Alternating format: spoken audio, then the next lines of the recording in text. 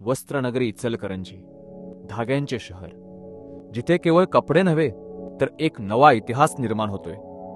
2010 मध्ये इचलकरंजी गारमेंट क्लस्टरची स्थापना झाली आणि तेव्हापासूनच इचलकरंजीची गारमेंट इंडस्ट्रीने एक उंची गाठली आहे।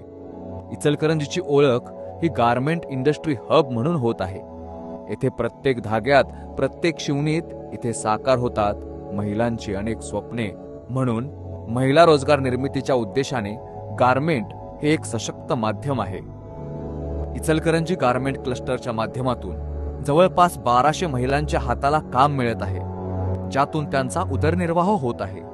जिथे गारमेंट कारागीर महिला आपल्या कार्यकौशल्याने विविध प्रकारचे गारमेंट तयार करत आहेत, त्यांच्या डोळ्यातील चमक आणि त्यांच्या हातातील जिद्द हेच त्यांच्या सशक्तीकरणाचे प्रतीक बनलंय। पण त्याहीपेक्षा महत्त्वाचे म्हणजे त्यांना मिळाला आहे आत्मविश्वास, एक नवा दृष्टिकोन आणि मैत्रीचा अनमोल धागा।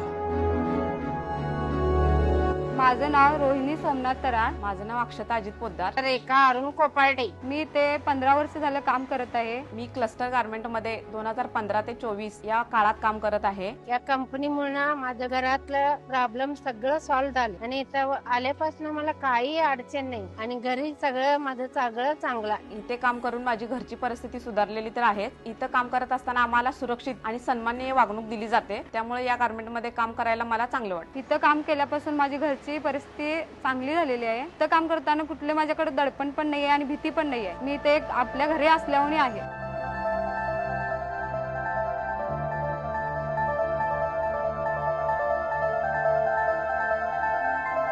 इचलकरंजी गारमेंट क्लस्टर केवळ एका उद्योगापुरताच सीमित नाही, तर इथे स्वबळावर छोट्या गारमेंटसाठी नाविन्यपूर्ण प्रशिक्षण दिले जाते, ज्यामुळे इतर गारमेंट स्वतःला सिद्ध करून पुढे येऊ शकतात।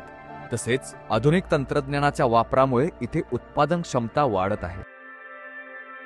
आदित्य आवाडे हे एक महत्त्वाकांक्षी वस्त्र अभियंता असून तांत्रिक धोरणांसंबंधी मार्गदर्शन करून गारमेंटची सूत्रे सांभाळतात। गारमेंटच्या कार्यक्षमतेला क्रिएटिव्हिटीची जोड देऊन विविध नामांकित ब्रँडसाठी वस्त्र निर्मिती आणि उत्पादन इथे व्हावे असा यांचा नेहमी प्रयत्न असतो।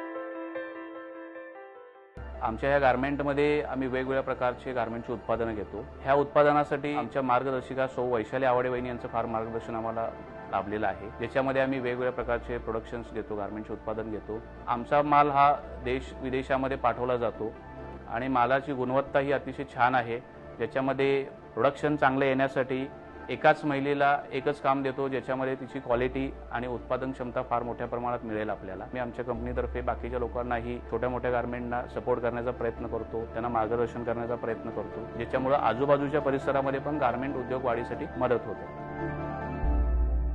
माजी आमदार प्रकाशअण्णा आवाडे आणि माजी नगराध्यक्षा किशोरीताई आवाडे यांच्या दूरदृष्टीतून तसेच माननीय स्वप्नील आवाडे यांच्या मार्गदर्शनाखाली सौ वैशाली आवाडे ही जबाबदारी सांभाळत आहेत।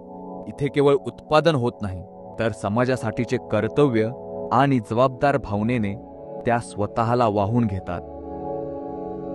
कोविड काळात 1 लाख PPE किट आणि 5 लाख मास्क तयार करून समाजासाठीचे कर्तव्य म्हणून त्यांनी काम केलं आहे। इचलकरंजीमध्ये गारमेंट व्यवसायाची सुरुवात 10 वर्षापासून झाली। इथे बनणाऱ्या कापडाला चांगला भाव मिळण्यासाठी म्हणून गारमेंटची संकल्पना पुढे आली की जेणेकरून इथे बनलेल्या कापडाचे रूपांतर गारमेंटमध्ये झाले की त्याची किंमत वाढते। गारमेंटमध्ये रुजू करून घेण्यापूर्वी महिलांना योग्य ते प्रशिक्षण देऊन त्यांना उत्तम कारागीर बनवले जाते। आपल्या फॅक्टरीतून निर्माण झालेले गारमेंट हे युरोप, अमेरिका आणि इतरही देशांमध्ये एक्सपोर्ट होतात। भारतामध्ये सुद्धा नामवंत कंपन्यांना आपल्या फॅक्टरीतून बनलेल्या गारमेंटचा पुरवठा होतो। त्यामुळे हजारो महिला ह्या गारमेंट उद्योजका बनवून स्वावलंबी बनल्या आहेत, ह्याचा मला सार्थ अभिमान आहे। भविष्यातही जगाच्या नकाशावरती इचलकरंजीचे नाव हे गारमेंट सिटी म्हणून ओळखले जाईल, ह्याचा मला ठाम विश्वासही आहे आणि खूप आनंदही आहे।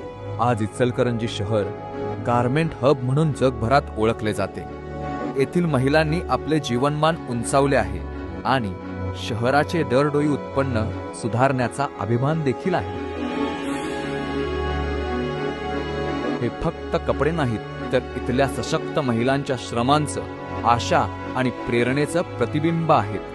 ज्यातून संपूर्ण शहराचं भविष्य घडते आणि विकासाची नवी कहाणी लिहिली जाते आणि या युगात भारत देशाचं नाव पुन्हा सुवर्ण अक्षराने कोरले जाते.